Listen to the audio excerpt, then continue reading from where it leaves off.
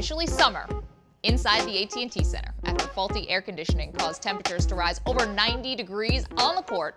LeBron James cramped up so bad he was forced to watch the end of the game from the bench. And while a lot of fans are piling on LeBron, other pro athletes are coming to his defense, like St. Louis Rams defensive end Chris Long, who tweeted, "Cramps are real. We had a guy with full body cramps asked to call the police, not the ambulance.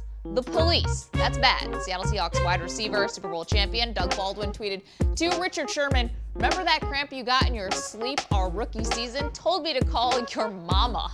I ain't forget. Marcellus Wiley, former Buffalo Bill, now an analyst with ESPN, said, "I played with a broken toe before, but couldn't even stand up with cramps." LeBron's at a disadvantage in heat because of his level of lean muscle mass.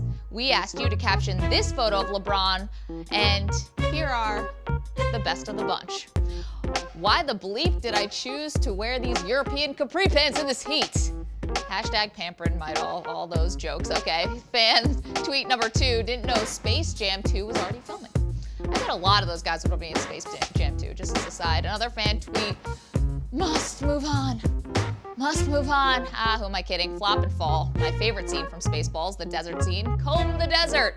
And one video submission, 49ers tight end Vernon Davis captioned the photo with this. Woo! Let's welcome in SI senior writer Lee Jenkins, who is in San Antonio. And Lee, LeBron just can't escape the Michael Jordan comparisons. The latest is the idea that LeBron isn't as tough as Jordan because Jordan played with the flu and LeBron was taken out because of the leg cramps.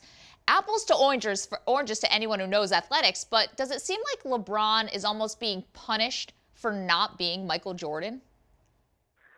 Well, yeah, I mean, now there's just no comparing a flu, an illness like that, to something where your body just can't move or can't go. And I think all those NFL players you just mentioned and their tweets, I think, kind of show that what we're talking about here is a little more significant in the moment. It may not linger, but in the moment, more significant than the flu. I mean, I think that LeBron's compared and held to a higher standard because of his overall talent, because of his body. He looks indestructible.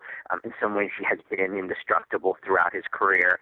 So the expectations for him are through the roof, and he's sort of expected to win the championship every year and hold up to whatever conditions there are.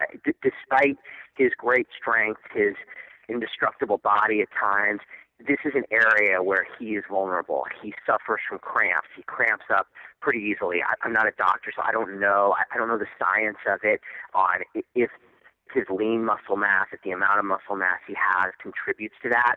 But I do know that in 2012, he cramped up against Oklahoma City. And right when I walked in that building yesterday, the early first quarter, all I could think of was, this is going to be problematic for LeBron James down the stretch, and the Heat need to be prepared for it. If there's any criticism to be levied at him or them over last night, I think it's just that they didn't necessarily do what they needed to do preemptively. I don't know if you can have a preemptive IV at halftime, but they knew, they had to know that this was going to be a problem.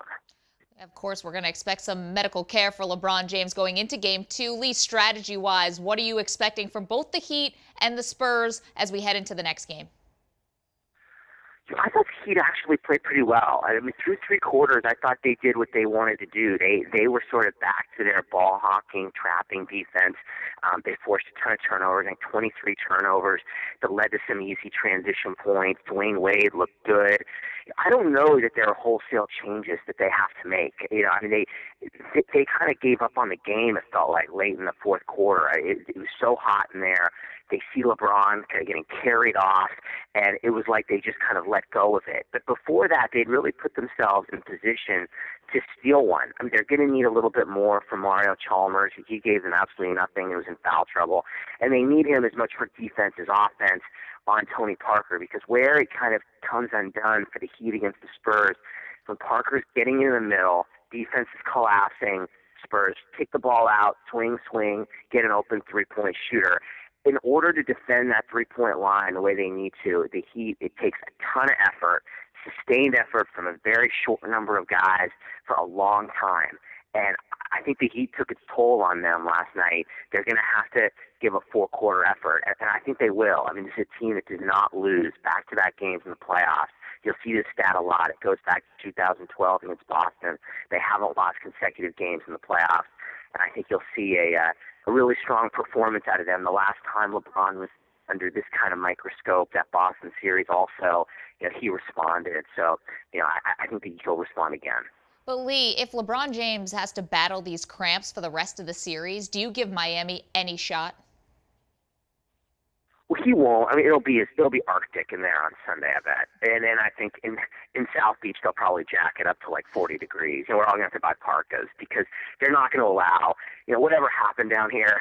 And I don't know if we'll ever really know the answer. I don't think the NBA is gonna allow, and I know they won't allow it to happen again Sunday. So it'll be ideal playing conditions. If anything, it'll be too cold, and they'll also be girded for this. The question is kind of why they weren't when they got in there and felt that. It was weird, Maggie. Right when you walked in, you actually didn't feel it. The building didn't feel that hot until early in the mid-first quarter.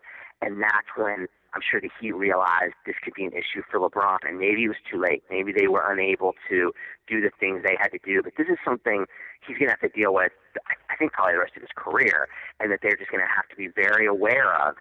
Just like all athletes are susceptible to something. And this is clearly a bugaboo for him. Hit me. Hey there, SI fans. I hope you enjoyed this clip from our daily live show, SI Now. You can find a link to the complete episode in the description box below. And while you're there, make sure you subscribe to Sports Illustrated's YouTube channel. Remember, you can watch SI Now Monday through Friday live at 1 p.m. Eastern Time only on SI.com. All right, go along. You ready? Hope to see you there.